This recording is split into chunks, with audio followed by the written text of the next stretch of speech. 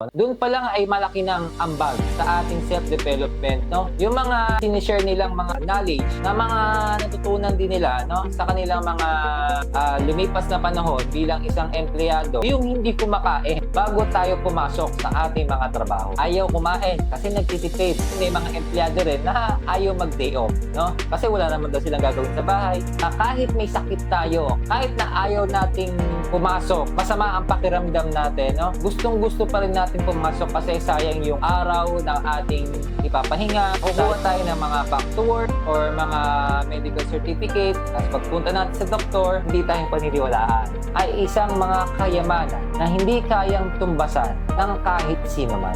Ito yung mga kayamanan na hindi basta-basta at hindi talaga naaalis sa ating mga sarili. At para rin sa akin, itong tatlong to ay malaking maitutulong para makapagtayo tayo ng ating mga sariling negosyo. Tatlong advantage na dapat mong malaman kung isa kang empleyado at gusto mong magtayo ng sarili mong negosyo. Alright, let's go! Paano nga ba makakatulong ang ating work experience o mga trabaho sa ating self-development bago tayo magtayo ng ating mga sariling negosyo? Kwentuhan muna kita. Bago ako magsimulang magnegosyo, ay nagkaroon din ako ng mga 4 na experience ko sa aking mga trabaho. Dito talaga nabuo yung sarili ko kung ano nga ba at ano yung mga kakayanan ko na kaya kong gawin habang lumilipas yung mga panahon. Dito rin nabuo yung mga skills at mga dapat kong pag-aralan at mga tutunan sa aking buhay pagnenegosyo, no? At ngayon ay nai-apply ko sa aking buhay bilang isang negosyante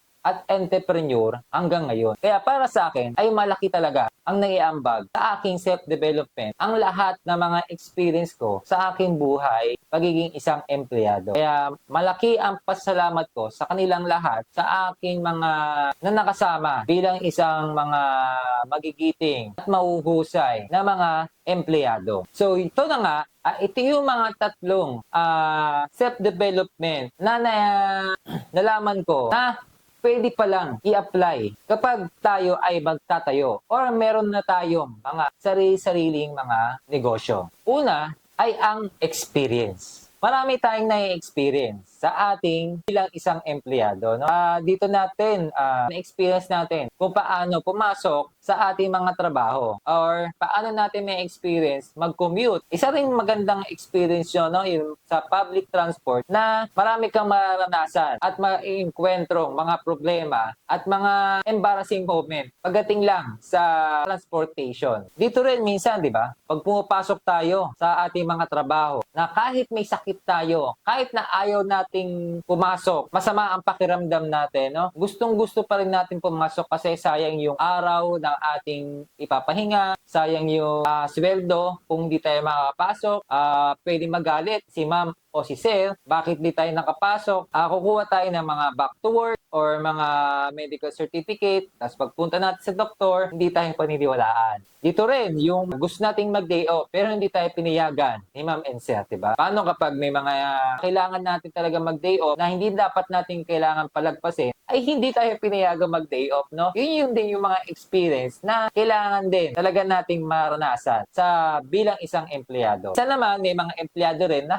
ayaw mag-day off, no? Kasi wala naman daw silang gagawin sa bahay. Mag-isa lang daw kasi sa kanilang bahay, no? Kaya minsan, kung i-rest day na nila, ipapahingan nilang nila, pumasok na lang sila at kumita pa naman sila, no? Dito rin natin na-experience, no, bilang isang empleyado, yung hindi kumakain bago tayo pumasok sa ating mga trabaho. Diba? Na-experience mo ba yan? Yung tipong nagmamadali ka na, late ka na, wala ka ng oras para kumain, papasok ka na lang kahit nagutom ka. O meron din naman, ayaw kumain kasi nagtitipid. May mga ganyan ding mga empleyado na kahit na may pera sila o meron silang kailangan paggastusan na iba, magtitipid sila na hindi kumain para lang may paglaanan. Kailangan na kailangan nila. Kaya nagagawa nila magtipid. Dito rin natin mararanasan o may experience yung mga stress ng mga bilang isang empleyado, no?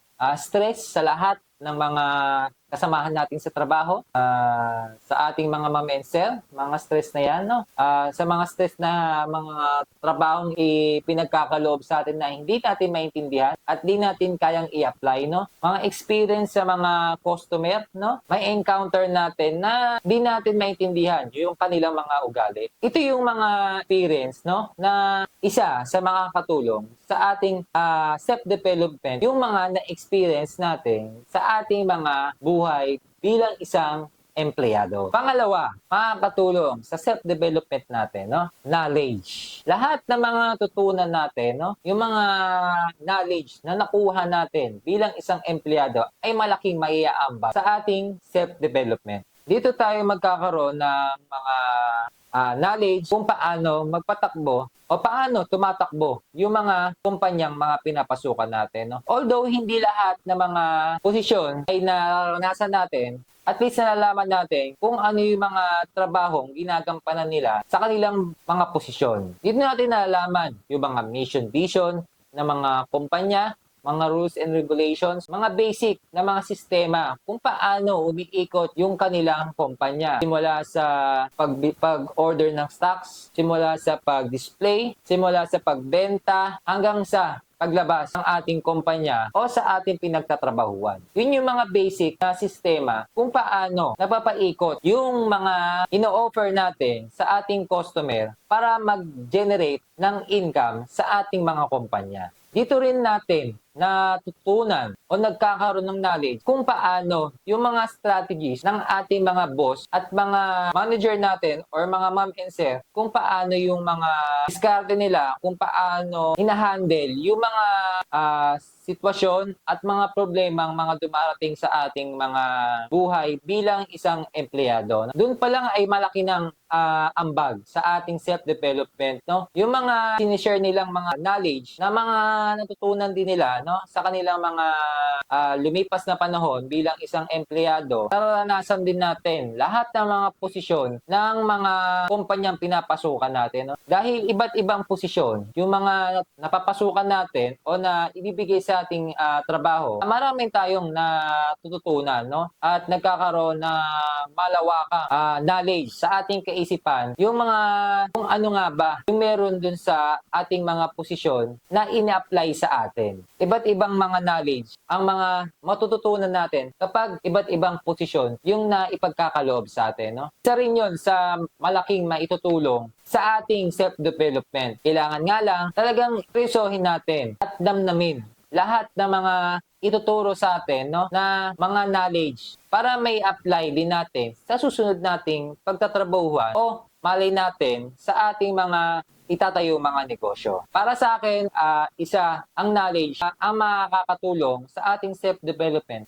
para sa susunod na tatahakin nating trabaho man o bilang isang tatayo ng mga sarili nating negosyo. Pangatlo ay companionship. Ito yung isa sa malaking naitulong talaga sa akin, no, sa aking self-development bago ako pumasok bilang isang negosyante, no. Paano mo ma-handle yung mga workmate mo, no, na magawa nila na maayos yung kanilang mga trabaho. Paano mapapasunod sila sa lahat ng mga iuutos mo na kailangan nilang gawin. Dito ko rin natutunan, no, kung paano magturo sa kanila, kung paano nila gagawin na maayos yung kanilang mga trabahong gagampanan. Dito ko rin na-experience yung mga iba't ibang mga customer, no? O kailangan mo rin ipaliwanag sa kanila yung mga rules and regulations kumpanyang pinagtatrabuhan natin. Merong makikinig, merong hindi rin makikinig. Pero at least natutunan mo kung paano ma-handle yung mga iba't ibang ugali ng ating mga customer. Na-experience din natin yung mga krimen. Yung mga krimen na hindi natin inaasahan na sila pala yung mga gagawa. At paano rin makakausap yung mga taong mga gumagawa ng krimen. Hindi mo rin maaasahan yung mga kanilang mga sasabihin o mga dahilan kung bakit nila nagawa ito. Pwede ka maawa, pwede ka mainis, pwede ka magalit. Iba't ibang expression ang mga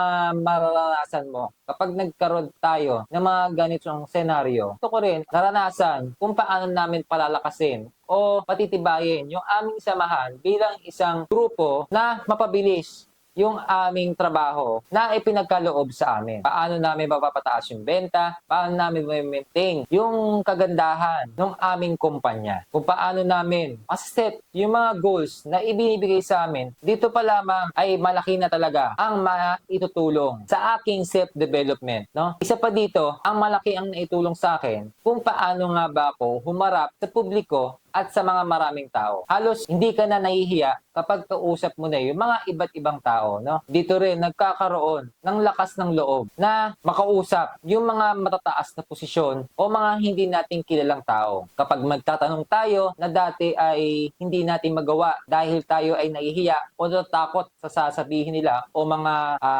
facial expression, ngayon ay madali na at di na tayo nahihiya kapag nagkakaroon tayo ng interaction sa mga nakakausap natin. At kagandahan pa dito, napapabilis yung trabaho natin sa pamamagitan ng pagtanong sa ating mga kapwa-tao. Ito, yung mga tatlong sa tingin ko na makakatulong sa ating mga self-development na makakatulong din na pwede nating i-apply susunod nating kumpanya o pagtatrabahuan o bilang isang negosyante. Para sa akin, itong mga nalaman natin o manai-apply natin sa sarili natin ay isang mga kayamanan na hindi kayang tumbasan ng kahit sino man. Ito yung mga kayamanan na hindi basta-basta at hindi talaga naaalis sa ating mga sarili. At para rin sa akin, itong tatlong to ay malaking maitutulong para makapagtayo tayo ng ating mga sariling negosyo. At malaking advantage to para sa mga gustong magtayo ng mga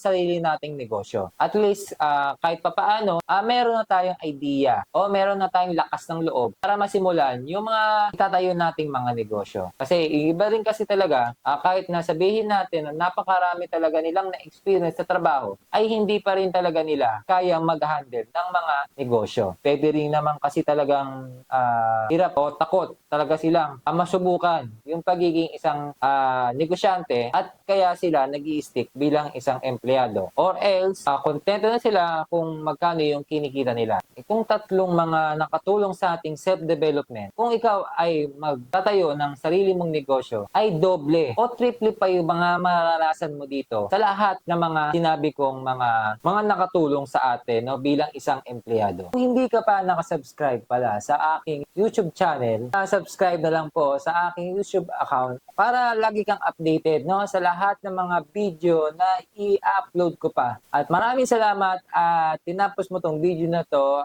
Hanggang sumuli, maraming salamat. God bless on your next journey. Let's go!